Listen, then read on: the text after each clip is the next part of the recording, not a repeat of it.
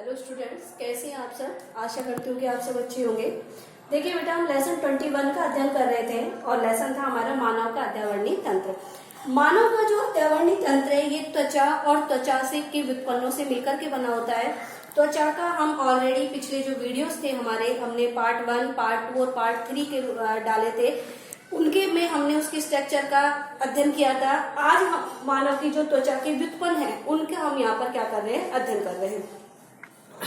तो देखिए बेटा, जो मानव की त्वचा है उसके ऊपर कुछ विशेष रचनाएं पाई जाती है और उन रचनाओं को ही हम क्या कह रहे हैं, त्वचा के व्युत्पन्न। जैसे कि जो रोम है, अब रोम कहाँ पर पाए जाते हैं, त्वचा के ऊपर पाए जाते हैं। चाहे वो हमारी कोई सी भी त्वचा हो, सब पर क्या पाए जाते हैं, रोम पाए जाते हैं। केवल हमारी हथेली की और जो तलवों की जो त्वचा होते हैं, हमारे पैर के जो तलवे होती है, उनकी त्वचा के ऊपर रोमों का क्या पाया जाता है, अभाव पाया जाता है। इसके अलावा जो हमारे ओष्ठ होते हैं उनके ऊपर और नीचे वाले ओष्ठ उधर तो पाए जाते हैं, लेकिन जो ओष्ठ होते हैं उनके ऊपर भी रोम का क्या होता है, अभाव होता है।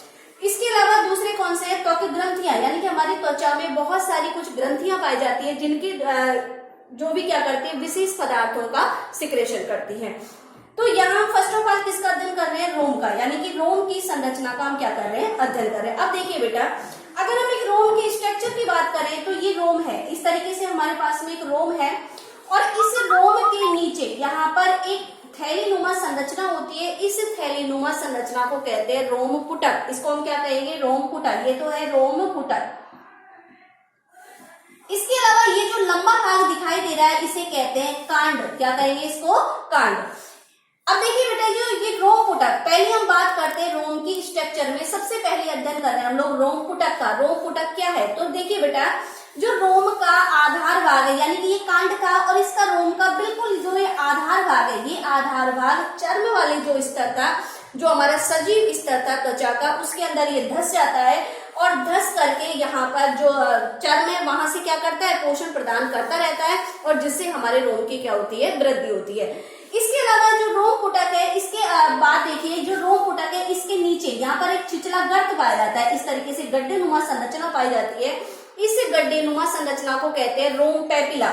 यहाँ पर जो गड्ढेनुमा संरचना है ना, इसमें यहाँ पर देखिए जो इसका आधार भाग है, यहाँ पर एक गड्ढेनुमा संरचना है और इस गड्ढेनुमा संरचना के अंदर, थोड़ा और बड़ा कर देती हूँ इसको, यहाँ पर ये गड्ढेनुमा संरचना है और इस गड्ढेनुमा संरचना के अंदर चर्म की जो रुधिर कोशिका है वो यहाँ पर आकर के घना जाल बना लेती है, एक सघन जाल का निर्माण कर लेती है और उस सघन जो रोम को जो रुधिर कोशिकाएं थी उनका जो सघन जाल था उसको हम क्या कहेंगे, रोम पैपिला। क्या कहेंगे इसको, रोम पैपिला।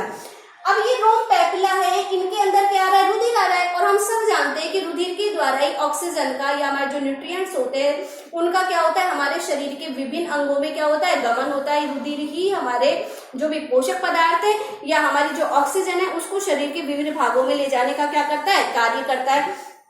तो जब रुधिर कोशिकाओं का यहाँ पर सघन जाल है, ये चर्म के अंदर क्या है, धसा हुआ है। अब चर्म हमारा कौन सा था, सजीव स्तर। सजीव स्तर क्यों था, क्योंकि इसके अंदर ऑलरेडी क्या पाई जा रही है, रुधिर कोशिकाएं क्या है, उपस्थित है।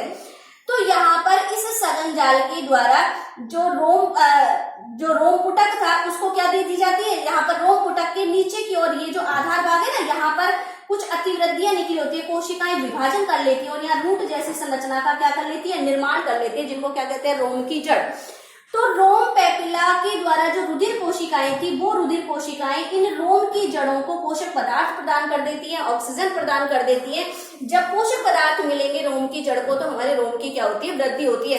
तो इसी कारण हम जब रोम की कटिंग करवा लेते हैं तो भी हमारे कुछ समय पश्चात हमारे जो हेयर्स होते हैं, हमारे सिर के अगर हम बालों की बात करें तो हमारे बाल कैसे हो जाते हैं, लंबे हो जाते हैं। तो लंबे करने का मुख्य कारण किसका होता है, रूट का।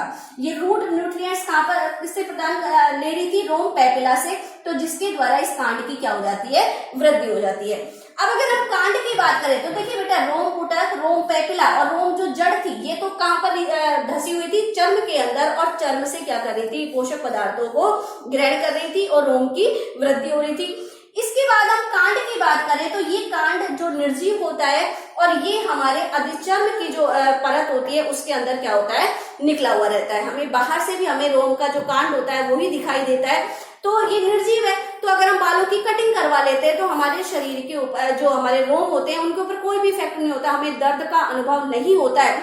लेकिन आप अपने या किसी और के अगर बालों को खींचते हैं तो बताइए आपको दर्द का अनुभव होता है या नहीं होता है? तो उस दर्द का अनुभव क्यों हो रहा है? क्योंकि भाई कांड तो निर्जीव है, क्योंकि ये अधिचर्म है, जो त्वचा की निर्जीव परत अधिचर्म के ऊपर स्थित है। लेकिन जब आपने किसी के बालों को खींचा या आपके श्रम के बालों को अगर आप खींच रहे हो तो दर्द का अनुभव क्यों हो रहा है? क्योंकि ये रोम पुटक किसमें धसा हुआ है? चर्म स्तर में। और चर्म स्तर की जितनी भी कोशिकाएं थी सारी कैसी थी? सजीव थी। तो जब सजीव रोम पुटक को खींचने पर उन सजीव कोशिकाओं के अंदर भी क्या होता है? खिंचाव उत्पन्न होता है, और खिंचाव उत्पन्न होने के कारण हमें दर्द का क्या होता है? अनुभव होता है। तो यहाँ हमने जो त्वचा थी उस रोम की जो संरचना थी उसका हमने क्या किया था? अध्ययन किया था। एक बार हम बोर्ड पे देख लेते हैं।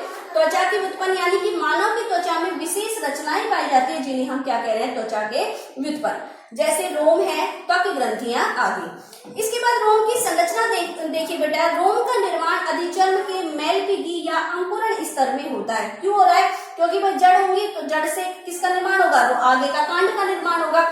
तो निर्माण कहां पर हो रहा है? मेलपिगी या अंकुरण स्तर, क्योंकि अधिचर्म का एक ही ये स्तर था जो कैसा था? सजीव था। सजीव क्यों था? क्योंकि ये चर्म स्तर से जुड़ा हुआ था।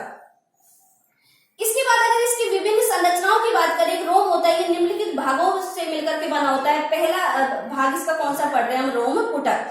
रोम का आधार भाग चर्म स्तर में धंसकर एक थैली के समान संरचना बनाता है जिसे हम क्या कहते हैं? रोम पुटक। यानी कि हमने इस थैली नुमा संरचना को क्या कहा है यहाँ पे? रोम पुटक।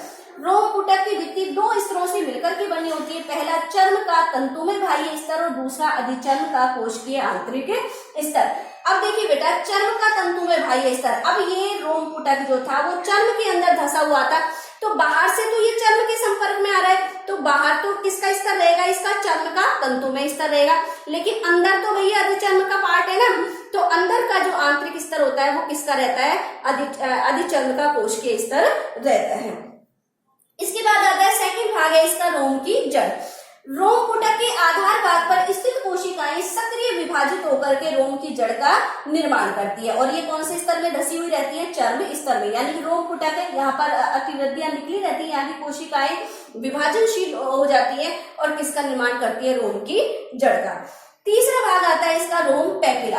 अब देखिए, रोम पुटक के तल पर एक छिछला गड्ढा पाया जाता है। इसमें चर्म स्तर की रुधिर कोशिकाएं घने गुच्छे का निर्माण कर लेती है, और इस गुच्छे को ही हमने क्या कहा है? रोम पैपिला। एक नंबर पूछ लेते हैं बेटा इसको कि रोम पैपिला से आप क्या समझते? तो रोम पैपिला क्या? छिछला गड्ढा रोम पैपिला नहीं है।